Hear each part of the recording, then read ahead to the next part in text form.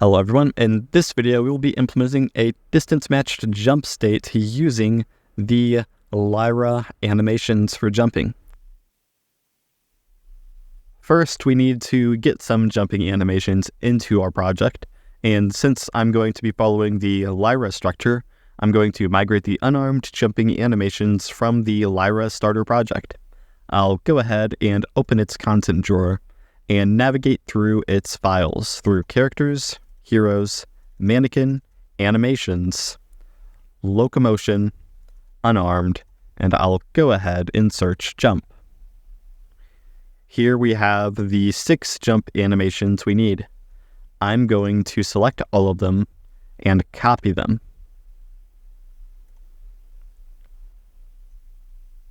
I'm going to paste them into the content folder, and this is only to make them a bit easier to get to and access once we migrate them over and then put them in our own appropriate folder rather than pulling in a full file structure that we will not be using.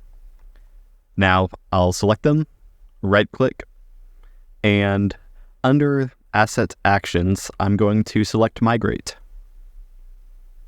I'll make sure nothing from Control Rig or Engine is selected. Here it is going to pull this project's mannequin skeleton, materials, and some other folders, but we're going to deal with that once we've migrated the animations over. So I'll go ahead and click OK. And within the contents folder of our target project, we'll go ahead and click the Select Folder button.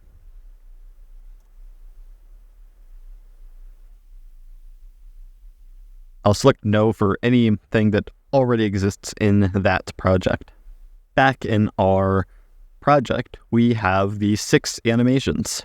However, they are targeted to the skeleton in the Lyra project that was brought over, as there's no way to tell the project that we already had a matching skeleton in our own project. Additionally, I brought over this effects folder that we can go ahead and delete. It is referenced, however, we can force delete it, and that will not cause us any issues. Additionally, we have this physics materials folder, which we can delete as well. With that done, I will navigate into the character folder, and we now have this heroes folder that was brought in from the Lyra project. I'll click into it, click into mannequin, meshes, and I'll go ahead and delete the Quinn skeletal mesh. And I'm going to replace it with the Quinn skeletal mesh that was already in this project. And I'll select Replace References rather than Delete. I'll do this again for the Manny skeletal mesh. So I'll replace its reference with a reference to the pre-existing Manny skeletal mesh. In my folder, you see these 2 redirectors. You may not see them in yours. You'll need to enable the Show Redirectors filter. You can access it by clicking on this icon and selecting it under the Other Filters option, as it will be important in a moment. Next, I'll go ahead and delete the mannequin skeleton and replace its reference with the pre-existing mannequin skeleton that is in this project. And I'll save everything that came up asking me to save. Now I can highlight these 3 redirectors, and I can select Fix Up. Back in the Content folder, we can see that all of our jump animations have successfully been moved over and now reference the pre-existing mannequin skeleton that was added into this project with the third-person content. Back through the character, heroes, mannequin, animations files, we see that a curve compression settings asset has been brought into this project. We're going to make sure that we're using the one that we already have in the project. So I will go ahead and select these animations, right click, go to Asset Actions, and I will go ahead and select Bulk Edit via Property Matrix. I'll open the content drawer and navigate to the location of the Uniform Indexable Curve Compression Settings asset we have already created. I'll click this icon to set the reference properly, and now I will go ahead and save these animations, close out of our bulk editor, and I'll open up our curve compression settings and compress all of the animations. That will allow us to delete the heroes folder that the Lyra project migration brought in, now that we've cleared up the reference to its curve compression settings and skeletons. I'll go ahead and force delete the folder.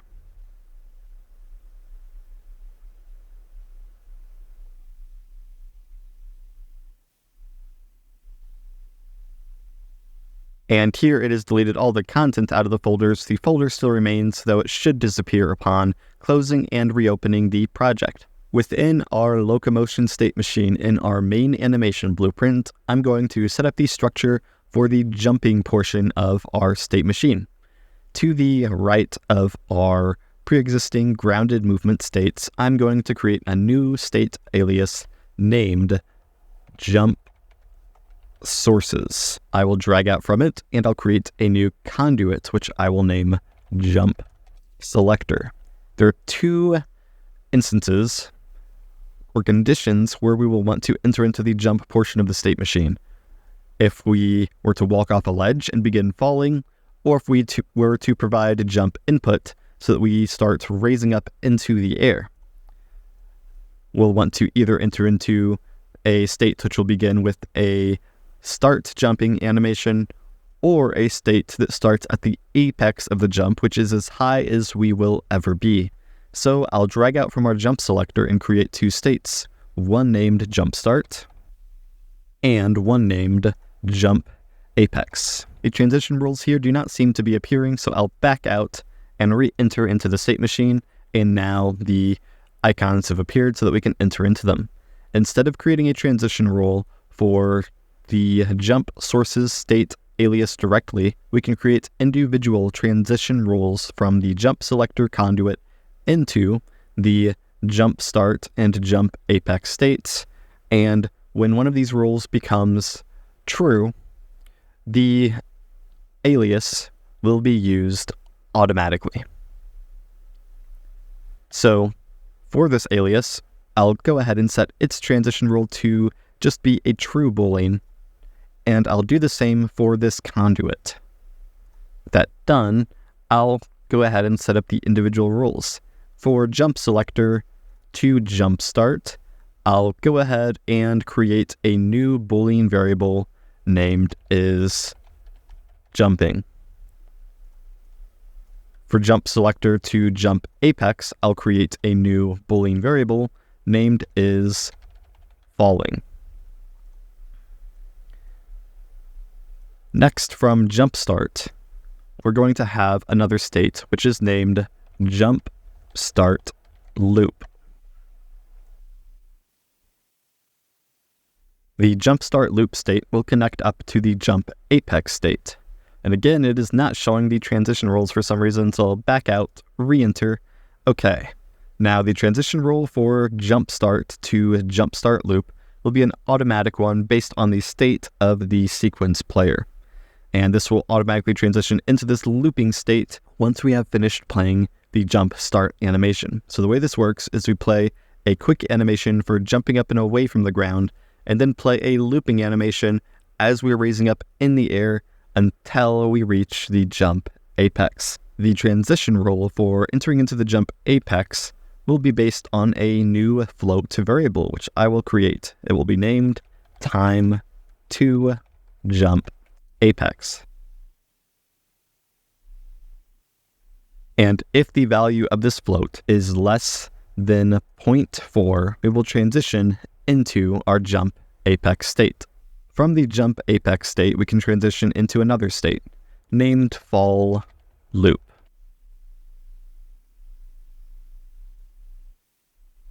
The transition rule here is going to be another automatic rule so that we automatically transition when the jump apex animation is finished.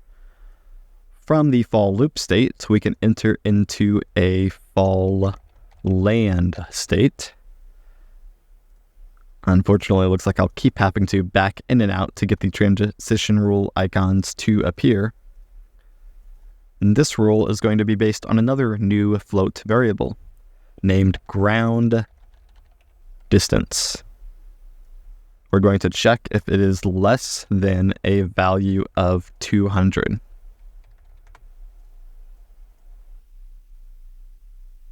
Finally, there are some conditions where in these states we'll want to be able to immediately exit back into this side of our state machine with our grounded locomotion states. Additionally, we'll also want to exit out of this fall land state. So what we can do here is create another conduit. And this is going to be named end in air. We'll set its transition rule to true automatically and set proper rules up and transitions from it into state aliases. Up to this point, we've used aliases to go from a selected state into a state. Speaking of which, we'll need to set up the states that we can transition into our jumping states from for our jump sources alias, and that will be every state in our machine except for the jump and in air states. Here, we can use a state alias in another way. I'll go ahead and create one, and I'll name it cycle alias. And if we create a transition from a state or conduit into an alias and select a state for it, we can transition from this state here into the alias, which will take us to the states that we have selected. So we can go from this conduit, so from fall land, straight into the cycle alias here. I'll duplicate this alias and I will name it idle alias and create a transition from end in air to it.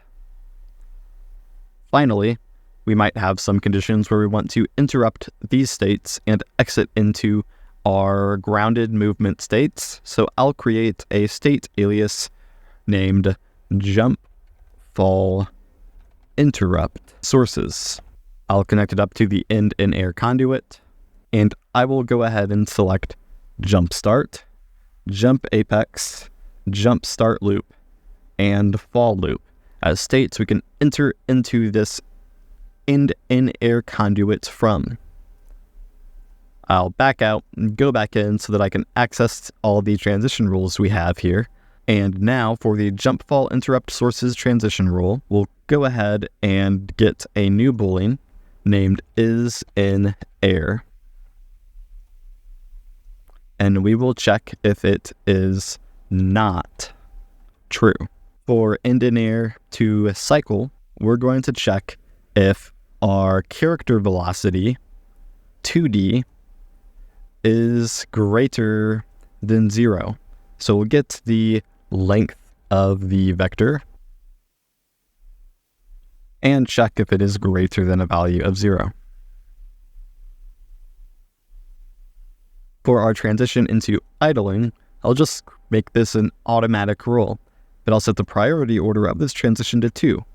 So the transition into cycle has a priority order of 1, so if both of these conditions are true, we will take the cycle transition first and not take the idle transition, which means that we'll default to the idle state when we end our in-air movement, unless the character has 2D velocity. In that case, we'll enter into the cycle state. Finally, we have one last transition from fall land to end in air. And this is going to be another instance where we're just going to use this is in air boolean. I'll connect it up to a not node and plug that in to the result. I'll go ahead and compile. And now we need to set up some animation layers in our animation layer interface for jumping. Inside of our Locomotion layers animation layer interface, I will go ahead and add a layer, which I will name Locomotion layer underscore jump start. Next, I will create a layer, which I will name a Locomotion layer underscore jump start loop. The next layer I will create will be one named Jump Apex, and then Fall Loop, and finally Fall Land. I'll compile, save, and close out, and now we can go ahead and connect up our locomotion layers for jumping and falling into our appropriate states in our locomotion state machine. So I will go ahead and do that. We'll just match up the names, jump start into jump start, jump start loop into jump start loop, jump apex into jump apex, fall land into fall land. And if we look at these animations that we have here, we see that except for an additive, they all match up with these states that we have created. And now I did just notice that when we copied and pasted these, it added a 2 to the end of each of these names. We no longer need that on these. Now I'll go ahead and create a new folder, which I will name Lyra Animations, and I'll move these into it to keep things a bit more organized. Next, within our locomotion layers animation blueprint, we'll go ahead and set up our jump layers. I'll go ahead and copy an animation sequence variable here, and I'm going to name it jump start. I'll go ahead and create a new category for in-air animations. And I'll go ahead and create an animation variable that will correspond with each of our animation layers. So we have jump start. Next we have jump start loop. Next we have jump apex. Next we have fall loop. And finally, we have fall land.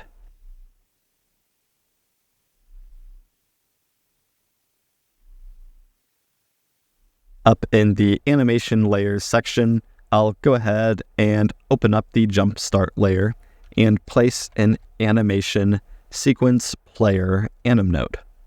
I'll go ahead and bind the jump start animation to it, uncheck loop animation, and connect it up to the output pose. Next, I will move on to the jump start loop layer. Again, I will create a sequence player.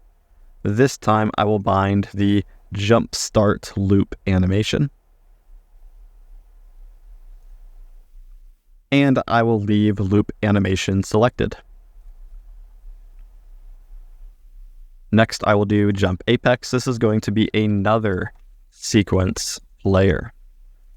This time I will uncheck loop again, and I will bind the variable for the jump apex animation.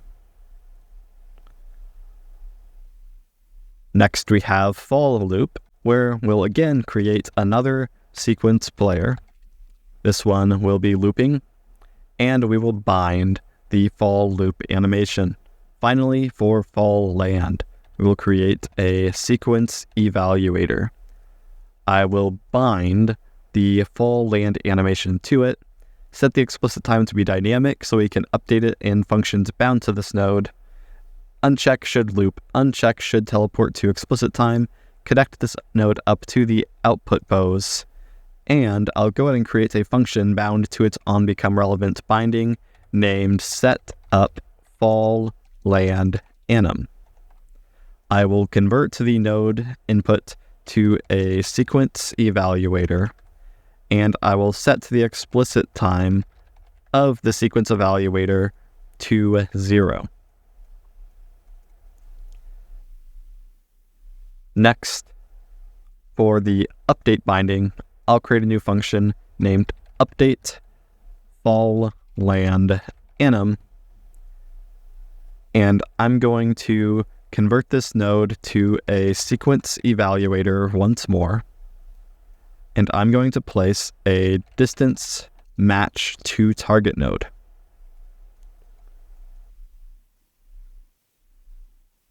I'll plug the sequence evaluator in, I'll set the distance curve name to ground distance, no spaces, capital G, capital D, though I am going to double check that is the name of the curve in the fall land animation. It is. As we can see, it goes from a value of negative 200 up to 0. For distance to target, I'll go ahead and get property access, get the main animation blueprint, and get the ground distance float that we created previously in this video. With that done, we now have all of our jump layers set up. I'll go ahead and save this. And we can go back into our base animation blueprint and set the variables that we have created. Within our blueprint thread-safe update animation function, we call a function we've created named update character state data.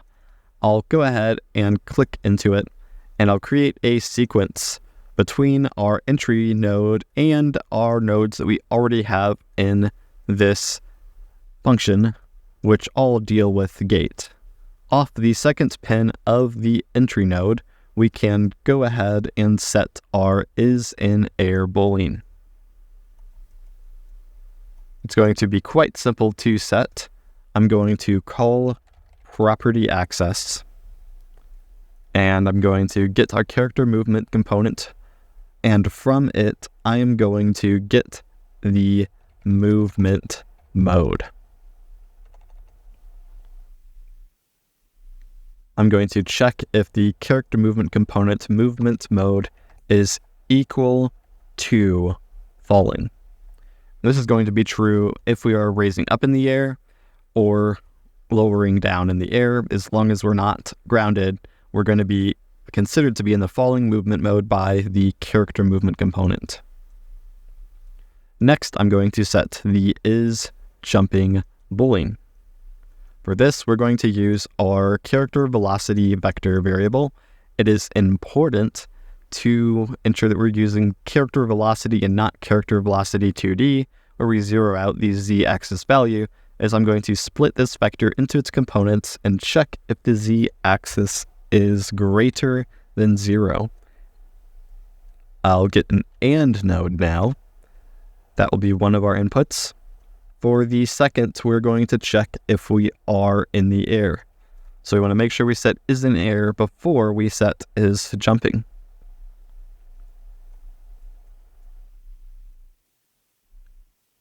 I'm now going to copy this whole grouping of nodes where we set our is jumping.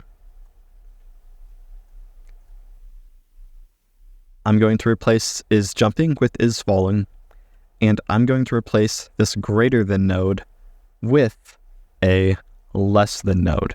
So if the velocity on the z-axis is less than 0, so if it's a negative value, we know that we're falling. If it's positive, we know that we're jumping.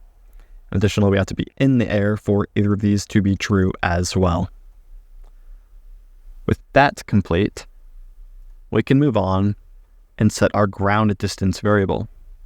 To do this, I'm going to go into our third person character. I'm going to create an event tick, and I'm going to get a sphere trace by channel node. For the start location, I'm going to get the actor location of this actor. For the end location, I'm going to subtract a vector from the actor location where x and y are 0 and z is negative. Let's say negative 1000 should be plenty. I'll plug that into the end. For radius, I'm going to get the capsule component, and I'm going to get the capsule radius. And I made a mistake. I placed a multi-sphere trace by channel node. I meant to place a sphere trace by channel node. So I'll plug these inputs back in. And one more thing, for our start, I'm going to subtract another vector here. I'm going to split the vector we are subtracting. I'm going to get the capsule half height from the capsule component and subtract it from the z-axis of the starting vector. I'll try to go ahead and create some space and better organize this, as it's a bit of a mess right now. Okay. I'll get a branch and connect its condition up into the return value boolean of this function, and I'll break the hit result. If this branch is true, we're going to update our ground distance the same way we update our gate data in our animation blueprint. We call a receive gate data that's part of this gate data interface that we've created. I'm going to rename this interface from gate data to character data. I'm going to open it up, and I'm going to add a function, and I'm going to name it receive ground distance. I'll go ahead and compile. I'll copy the mesh and get anim instance function we have here in our update gate function. Since I'm already in it, I'll paste it, and from our anim instance, I'm going to call receive ground distance. I did forget we need to go back into our blueprint interface and add an input into receive ground distance, which will be a float, and that is going to be named ground distance. I'll compile, save, and close, and connect up the distance component of the hit result struct into the ground distance blueprint interface function call. I'll compile and save. Back in our base animation blueprint, we can go to the interfaces section, and here we have our receive ground distance interface call, and we're going to use that to set our local ground distance variable. Next, back in blueprint thread safe update animation and in update character state data, after we set our 3 booleans, I'm going to get a branch, and I'm going to connect up our isJumping boolean to it. We're going to set our time to jump apex float, and we'll need to set it differently based on whether or not we are raising up in the air. If we are falling down, so if isJumping is false, then we can just set time jump apex directly to a value of 0. If that is true, though, we need to perform a calculation. We're going to get the character velocity, not character velocity 2D, split it, and get the z value once more. We're going to subtract that from 0 to negate it. Next, we're going to divide it by our gravity. We can do that by getting a property access node, and in it we can get our character movement, and we can go ahead and search gravity and get our gravity z value. We can then get our character movement component. I'll search gravity again and get gravity scale. We will multiply gravity z by gravity scale and connect that up into the division node and use that to set time to jump apex. Within our unarmed locomotion layers animation blueprint, which inherits from our locomotion layers animation blueprint, we can go ahead and set our jump animations. So I'll just search up each animation we need and assign it to the variable as the animations do match. I'm not sure why these two... It looks like I created a typo in one of the categories for these animations and did not capitalize a letter, which split it into 2 separate categories. I will go ahead and fix that.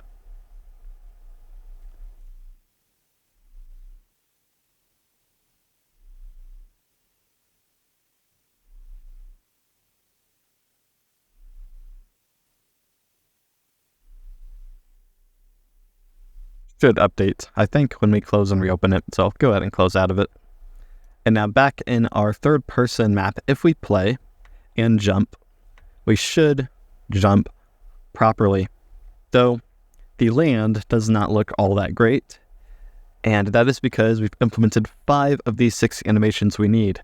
The 6th is an additive we're going to apply to the character as we are landing. And that is what we're going to do next. Within our animation layer interface for locomotion layers, I'll create a layer named full body jump additive. I'll compile that. And back in our base animation blueprint within its animation graph, I will go ahead and get our full body jump additive layer. And I'm going to apply it to our pose before our inertialization node with an apply additive node. That done, I'll go ahead and go into our full body jump additive layer within our locomotion layers animation blueprint, and I will create a state machine, which I will name jump additive SM, and I'll connect it up to the output pose. Its max transitions per frame will be set to 1. I will navigate into it, and from the entry pin, I'll create a state which I'm going to name identity. Out of the identity state, I'm going to create a state named air identity, and from air identity, I'm going to create a state named land recovery. There will be 2 transitions from land recovery back to identity. These 2 states are only going to be used to keep track of state. They're not going to play an additive animation where land recovery is. So the transition from identity to air identity can have a duration of 0.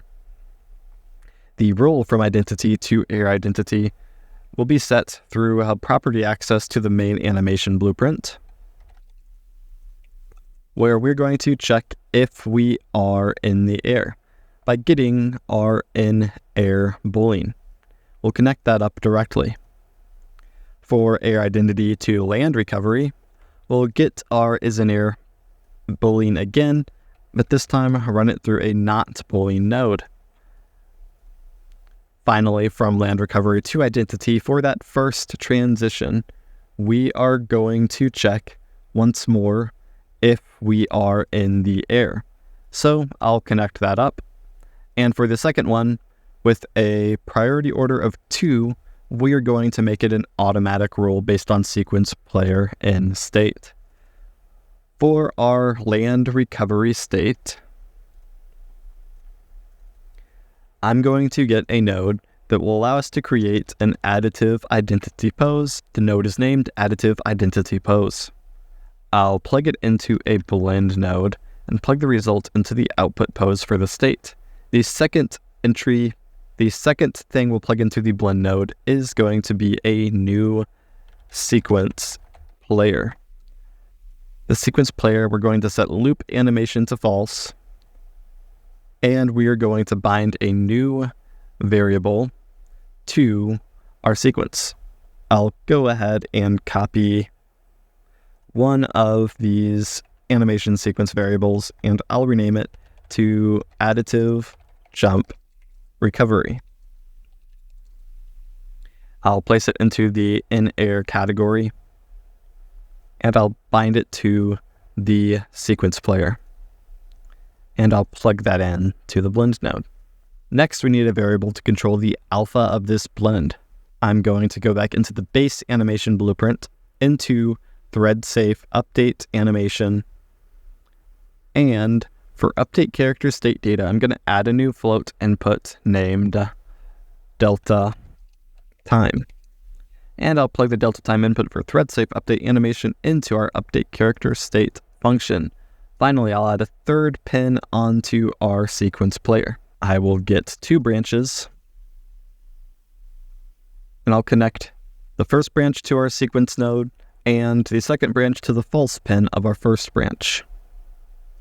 Our first branch is going to check if we are falling by getting our is falling boolean. The second is going to check if we are jumping. If the is jumping check is true, we're going to set a new float variable named time falling to 0.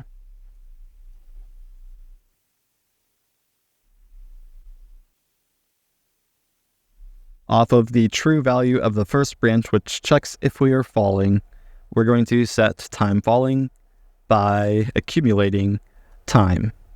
So we'll get time falling, and we're going to add the delta time function input to it and use that to set time falling. Finally, back in our Locomotion layers unarmed animation blueprint, if we go to the class defaults, we need to select our recovery animation for jumping.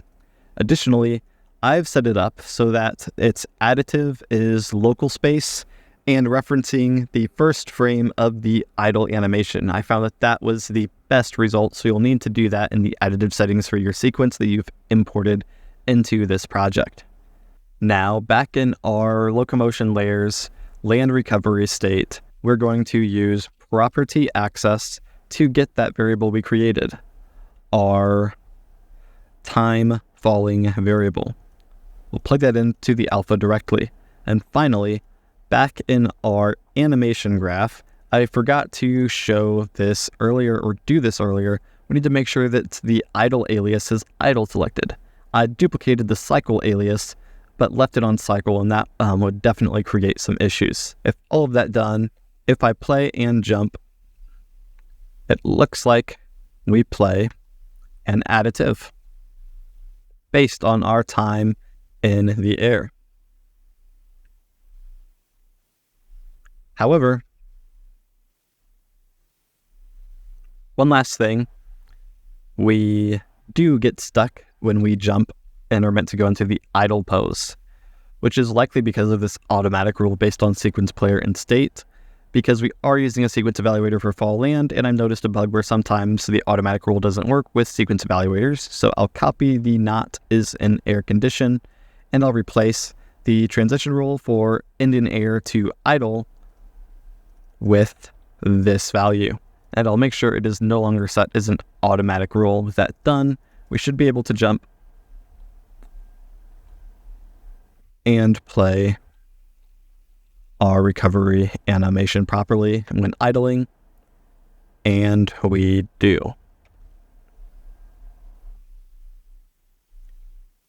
There is one last thing we can do if we do want to up the intensity of the animation, which I think I would like to do.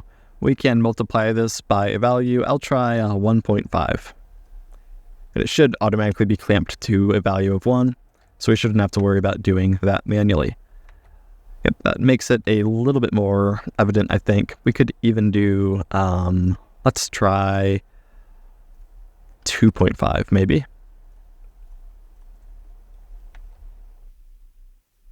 That seems to be a little bit too much and a little bit too intense. So maybe 2 might be the sweet spot.